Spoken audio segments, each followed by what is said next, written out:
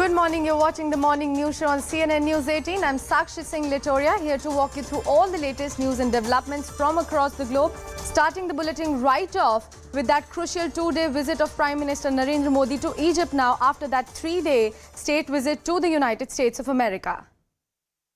Now, after a monumental state visit to the United States, Prime Minister Modi has now arrived in Egypt upon the invitation of Egyptian President Abdel Fattah al-Sisi. Prime Minister Mostafa Madbouly welcomed Prime Minister Modi at the Cairo Airport, where he was also given a guard of honor. After which, both the Prime Ministers also held a roundtable meeting. Now, the Indian diaspora members greeted the Prime Minister with Vande Mataram chants. Local Egyptian women also greeted Prime Minister Modi by singing Hindi movie songs.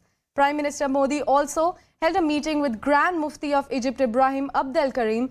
In the meeting, social and religious harmony was actually discussed, and the Grand Mufti even lauded Prime Minister Modi for pluralism. Prime Minister Modi will be interacting with the Prime Minister of Egypt and the India unit of the cabinet. Prime Minister's other Indian meeting with the Grand Mufti, as also interaction with foreign leaders. Tomorrow, Prime Minister will be meeting with the President of Egypt, His Excellency Abdel Fattah al-Sisi. He will also be meeting going to the Heliopolis Market Cemetery as well as to the Al-Haqq Mosque. We will share more updates as we proceed.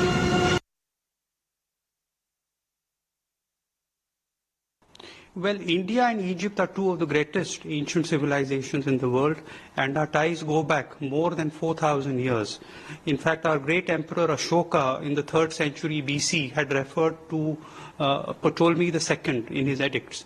We've had maritime contacts over the centuries, and in recent years, the relationship has gone from strength to strength, particularly after President Sisi and Prime Minister Modi both came to power in 2014. I must say that in Egypt, everybody is enamored of Indian culture. Told me like, have you ever been to India? So I told him that no, I've never been to India before. And he also asked me like, how did you learn Indian language? So I told him that movies and songs. So yeah, that's it. तो आपको हिंदुस्तानी film में कौन सबसे ज़्यादा पसंद है? सबसे favourite प्रधानमंत्री से मिलकर कुछ हुआ जब उन्होंने बोला कि आप तो भारत की बेटी लग रही है? Yeah, he told me that we look like we're from India. There's no difference. So how did you feel when you met the Prime Minister? It was so good. Like when I saw him smiling at me, I think he loved what I did. So I was so honored to like meet him.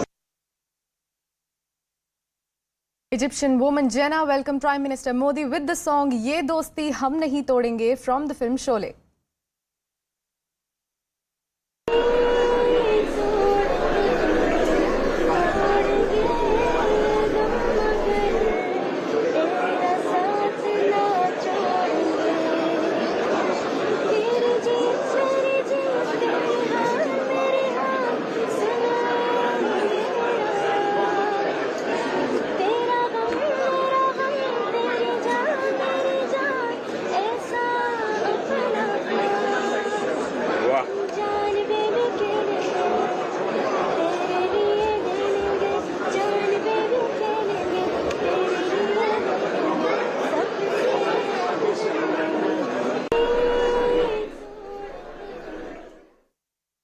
We are all honored today and we are like very happy. बहुत खुश रहे क्योंकि Prime Minister मिल गए.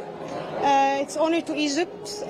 We as Egyptian, we like cherish and love the Indian culture, and and the Indian people, we like the Prime Minister said, we feel no difference between each other.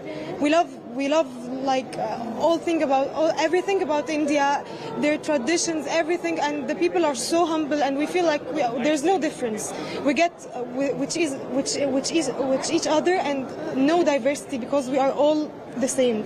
So we are honored for the Prime Minister visit to Egypt. Really, I'm proud of that, and of two culture also, Hindi and Egyptian. कभी-कभी महसूस है जब मैं Indian कोई movie देखती है, serial देखती है कि हम एक हैं.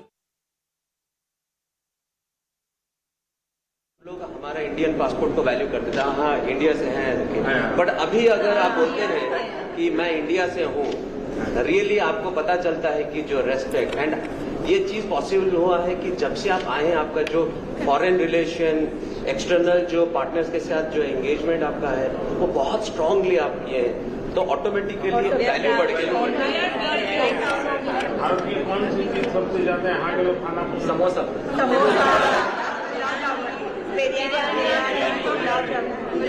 गुलाब जामुन बहुत चाव से सब लोग बोलते हैं अमिताभ बच्चन। यहाँ तो बॉलीवुड बहुत करता है और पूरी दुनिया में लोग क्रिकेट खेलते हैं। अमेरिका की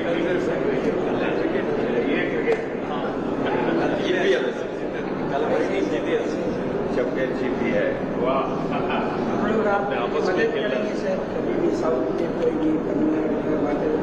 आपके लिए मदद करेंगे आप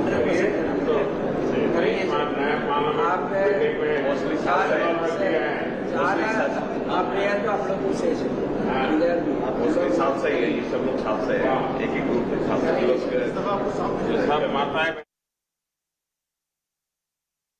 Now, American singer Mary Milburn touched Prime Minister Modi's feet and sought blessings after singing India's national anthem at Ronald Reagan Center.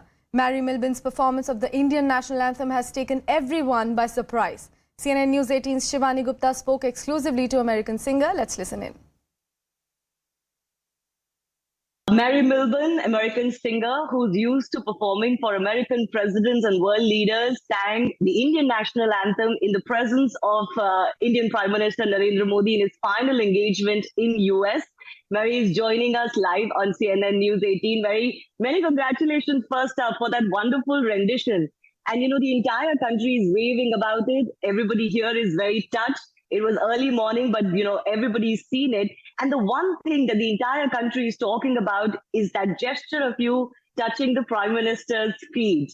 You know, of course, you've talked about it on your Twitter, but I do want you to explain to our viewers what made you do that. Well, Shivani, it's so great to see you, and thank you for having me on. It was such a special night. I'm still a bit speechless, to be quite honest, this morning here in Washington, D.C. When I woke up early this morning, I kind of pinched myself and said, did that really happen last night? Was I really singing on stage next to the Honorable, His Excellency, Prime Minister Modi, who I have such admiration and respect for, and being given the opportunity to perform last night for the Prime Minister's concluding event for the State Honorable visit was, I have to say, probably one of the highlights of my career to date. He is such a remarkable man, a very kind, humble man. He's a true man of the people, and you all know that being in India. But I tell you, it was beautiful for the United States this week to see India, the Indian culture on full display, to really see the vastness of the Prime Minister, his leadership, and what he's doing in the country that is certainly contributing to the U.S.-India relationship. And so last night, you know, in my studies, I have to certainly thank my Hindi coach, Dr. Mokshraj, who not only is my Hindi teacher, but he served as the cultural diplomat at the Embassy of India in Washington, D.C. for years. So he's a go-to certainly as a teacher for learning culture and things like that. And so in our beginning classes, we sat down and talked a lot about the traditions and the values of India. And one of those traditions I learned about was certainly the respect for elders. You certainly see that prominently in the films and in all of the media and things like that, in the context as an American learning the values of taking care of your elders and respect to your elders. And so I was so touched as I would watch that in the films, and as Dr. Mokshraj and I would talk about how elders are respected in that type of form in country. And so knowing I was going to share some time on the stage with the Prime Minister, and I wanted to publicly honor him. I wanted to publicly show my appreciation to him for his leadership, but as my elder. And I knew the Secret Service folks well, so I knew that they wouldn't get too nervous. Because I want to be respectful, certainly, of the Secret Service and the security. But it was just a moment that I wanted to express to the Prime Minister, and certainly to India and the Indian communities across the world, that this is a tradition that not only Indians carry it to heart, but we all carry to heart in the context of honoring a great leader as the prime minister. I learned that touching the feet of elders is touching their hearts. So when you touch elders, you're showing a reverence and a respect for those. And so I have such a reverence and respect for Prime Minister Modi, and I was grateful to have a moment to honor him publicly. Well, you certainly have touched a lot of Indians' hearts with that gesture. And I do want to talk about, what you've shared on your Twitter, for example, of that moment. You talked about how touching an elder's feet is touching their heart. But do you also want to share a little bit of what you shared with him? You two exchanged a few words. Were you able to say something to him? What did he tell you? Oh, he was so very kind and certainly shared words as it related to my performance. I just, briefly shared what a great leader he is and said that to him directly. And certainly his contributions to the U.S.-India relationship have just been extraordinary. And so it was very quick, pleasantries. And I think even more so, this was our first real touch point for me to formally greet the prime minister. And I knew that my time is limited and I wanted to be respectful. So those were I'm paraphrasing, but that was the gist of my words. I just wanted him to know what a great leader he is. And again, somewhat what I spoke about yesterday in a lot of the media interviews, the prime minister is truly the Indian dream. He's the symbol of the Indian dream. We know what that means in America because we call that the American dream. When you come from such humble beginnings and you have a journey of life that brings you to a position of life that is impacting the world. And so Prime Minister Modi's life is such an inspiration because he really is the Indian dream, coming from such humble beginnings, working his way up. He alluded to this a bit in the speech he gave at the joint session of Congress, where he was a young person visiting Washington, D.C. and standing in front of the White House in admiration, and then now he's standing as prime minister in front of a joint Congress, reminiscing about his humble beginnings too. So he's such a representative of what we all can relate to, and that is the American dream, the Indian dream. And so some of those words I quickly shared in the context of him being a great leader. That was the sentiments of my words to him because not only is he so important to the U.S.-India relationship, but he's such an important figure to the world right now. And I just think that India is so lucky to have him as prime minister during this time. Your performance was obviously one of a kind. It's still unique for us to have someone who's not Indian and American at that to be singing our national anthem. I'm sure you must have prepared yourself, and it was a beautiful rendition. What are the kind of reactions you got? Because you did talk about the energy of the crowd and the reaction of the audience yesterday. Share a little bit of, how people have been reacting to you. Well, I thought it was such a brilliant idea to have, and let me just first say thank you to Dr. Bharat, these are names that are familiar, but Himanshu, a gentleman who was very key to the event really happening in such an extraordinary way. So many, Dr. Vijayji, of course, you all know there, who was so instrumental to me performing, and so many others. I want to thank the steering committee for the invitation to perform. I thought it was a brilliant idea to have an American sing the Indian national anthem, and then a young lady of Indian descent to sing the American national anthem. She did a wonderful job, that young lady last night who sang the American anthem. It's a hard one to sing, just like the Indian anthem is hard, so she did a wonderful job. But I loved that imagery because it really showcased the cross-pollination, the cultural assimilation. It spoke to the model of the G20 summit, the one earth, one family, one future, that one family aspect. I thought it was a really beautiful way to display that by having the anthems positioned that way. But I tell you, Shivani, I almost stopped singing during the anthem for a moment because it was glorious. Seeing this auditorium full of just beauty of culture, and then hearing these voices singing your anthem already is just so beautiful and emotional, and it just oozes with love of country. And so hearing all these voices, there was so much passion in their singing. You could just, I personally, standing on stage, I almost had a moment where I just wanted to stop singing and listen, because it truly was. It sounded like heaven to me. It really did. It was very angelic. It was very sacred to me, as these songs of patriotism are, whether they're American, Indian, or wherever in the world. And so it was such a special night. And to have that moment standing next to one of the greatest leaders in the world, it will go down in life as a moment I will always treasure. Finally, Mary, can I just take your thoughts on the entire visit? Obviously, you've been talking about the Indo-US relationship. What does that mean for someone like you? Well, it was an extraordinary week. It really was a great week for the Prime Minister. I hope that the PM's team and all of those affiliated are on their way. I know they're in Egypt now, but as they head home, I hope that they have a sense of assurance that this was a very successful visit for the Prime Minister on many levels. And it certainly was a successful visit as it relates to the U.S.-India relationship. The conversations that certainly were shared between the president and the prime minister displayed that, at the forefront.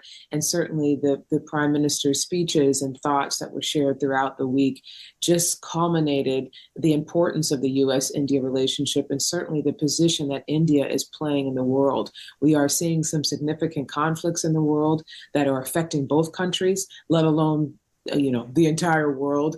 We're seeing, and so I say that to say India is so positioned right now in a very crucial way to bringing stability to the world. And so certainly as the United States is looked to as a leader in the world, the relationship is very timely in the context of its strength. And so I think that was the beauty of the week for certainly the United States and certainly for India, and as it helps the prime minister, that you saw the strength of the relationship. And I think also, again, it was a great week for America to see Indian culture and the pride of India on full display. And it was a great way for the United States to see the prime minister's agenda in totality, the great things that he's doing in technology and infrastructure, agriculture, certainly his promotion of women and the advancements of women in India, his love and passion for youth and how that's certainly stimulating. So we got to see so much of his personal agenda on display that had many parallels to what we believe in the United States. And Shivani, I'll say lastly, it was a beautiful week that put two words on full display, and that is freedom and democracy. That is the common bond that the United States and India shares. And that is what I think is the most important aspect of our relationship, is that we are the symbol, we are the beacon of hope for freedom and democracy in the world. We're the two largest democracies. And so we carry that responsibility to wave the flags of freedom and democracy in every aspect. And that certainly was on full display. And a good conversation to continue to challenge both leaders, the American president, certainly President Biden, and the Prime Minister of India, Prime Minister Modi, to challenge both leaders to continue everything that they're doing agenda-wise to continue advancing freedom and democracy within country and across the world. So it was a great week, and I look forward to traveling to India this fall for the G20 summit, certainly to see more conversation on the U.S.-India relationship. And we'll certainly host you on CNN News 18 when you come to India for the G20 summit. I look forward to that, Mary. You're a wonderful ambassador for America, and you're quickly becoming an ambassador for India too. So many congratulations once again on your performance, and all the very best. Thanks so much, Shivani. I look forward to seeing you when I come to India. Absolutely. Thank you. The launch of Period of Pride initiative along with PNG Whisper is set to build advocacy to include menstrual health awareness in school curriculum and normalize conversations around periods. It has now garnered 1 million petitions from Indians to make period education compulsory and won more than 10 awards for the campaign. Here's more. A UNICEF study states that 71% of adolescent girls in India remain unaware of menstruation until they get their first period, leading to 1 in 5 girls dropping out of school. Addressing this problem, News 18 Network, in partnership with Whisper, launched the Period of Pride initiative to raise awareness around period education and spearhead a movement to make menstrual hygiene management a part of school curriculum. To reinforce its commitment towards menstrual health, PNG Whisper, along with UNESCO New Delhi, has launched 5 groundbreaking teaching learning modules, along with a comprehensive national survey and gap analysis report on menstrual health and hygiene management. We have curated these 5 modules very specific to gender issues, very specific to what is in the classroom and what kind of education and training should be provided to the teachers, special educators, and that, this should become like a everyday language. It's so common. It's a natural phenomenon. It is not a health problem. And this whole misconception which has been created over a long period.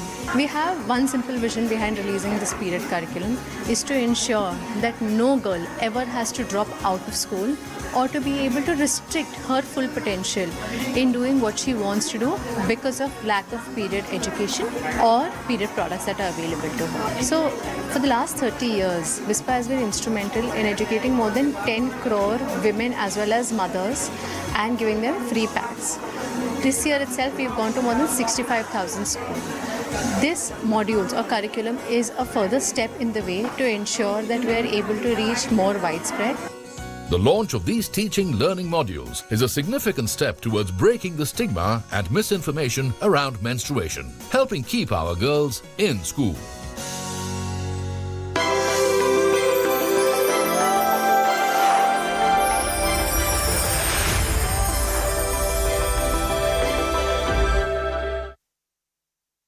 Of trying to launch a civil conflict, and according to a statement carried by news agencies, he urged his fighters to detain him. Now, reports also suggest that the security has been tightened in Moscow. Russian mercenary chief Yevgeny Prigozhin claims his forces have crossed into Russia. Wagner founder says his forces have entered Russian border region and vows to go to the end to oust the Moscow top brass. Now, Biden briefed on developments in Russia. White House says Putin getting round-the-clock updates in connection with attempted armed rebellion that has been said by Kremlin. And Russian Wagner chief Prigozhin said, I quote, "We have crossed state borders. We'll destroy anything that gets in the way. We will go all the way till the end."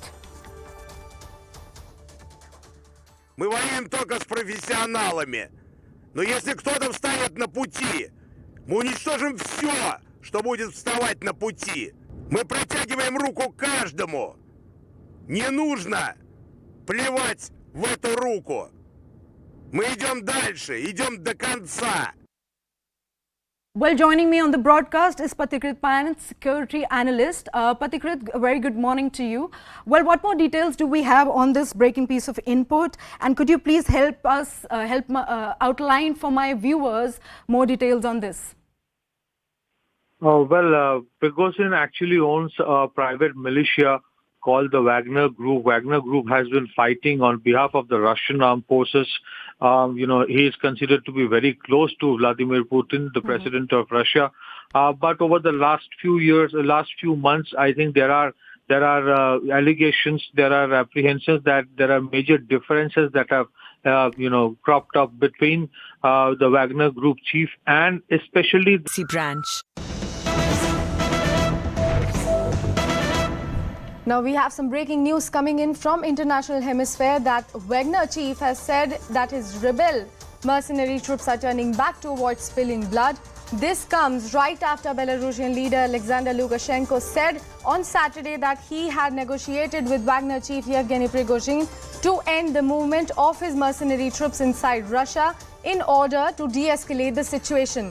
Now, Wagner chief has also said, and as I quote, that we are turning our columns around and are going back to the camps.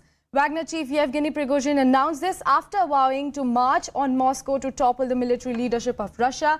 He said he understood the importance of the movement and did not want to spill Russian blood.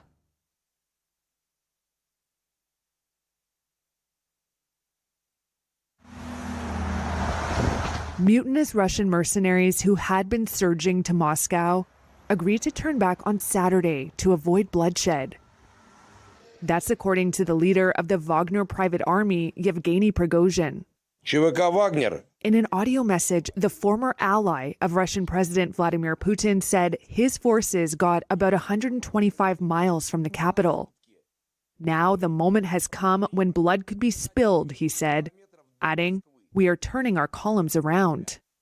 Reuters could not independently verify how far fighters got. The de-escalation of the major challenge to Putin's grip on power was brokered by Belarusian President Alexander Lukashenko, his office said. Under the deal, Prigozhin will move to Belarus, the Kremlin said, with safety guarantees for the leader and his men. It all marked a dramatic U-turn from just hours before, with Russian armored vehicles rolling past the Kremlin, checkpoints outside Moscow, and warnings to residents to avoid going out. And in the previously rebel-captured city of Rostov-on-Don, troops began pulling out by Saturday night. The lightning insurrection appeared to unfold without much pushback from Russia's regular armed forces. Prigozhin had said his so-called March for Justice was intended to remove corrupt and incompetent Russian commanders he blames for botching the war in Ukraine. Ukrainian President Volodymyr Zelensky said the Wagner revolt exposed, quote, complete chaos in Russia. It came just as Kyiv is launching its strongest counteroffensive since the war began last year.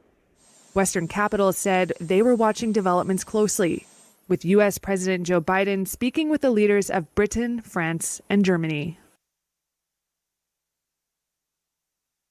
Coming back to the national news now, our next story is from the state of West Bengal, where ahead of the Panchayat polls in the state, the central forces have reached Bhangar in South 24 Parganas. Already near about 822 company order is cleared by the Ministry of Home Affairs, but State Election Commission has given a requisition that they need nearly about 833 company force as they were following Calcutta High Court's order. The state BJP has demanded a phase-wise Panchayat polls for adequate deployment of the Central Armed Paramilitary Force in all booths. Chief Minister Mamata Banerjee is herself likely to campaign for Panchayat polls in Bengal. She will be going to Cooch Behar and is supposed to do meeting in North Bengal in the next coming days.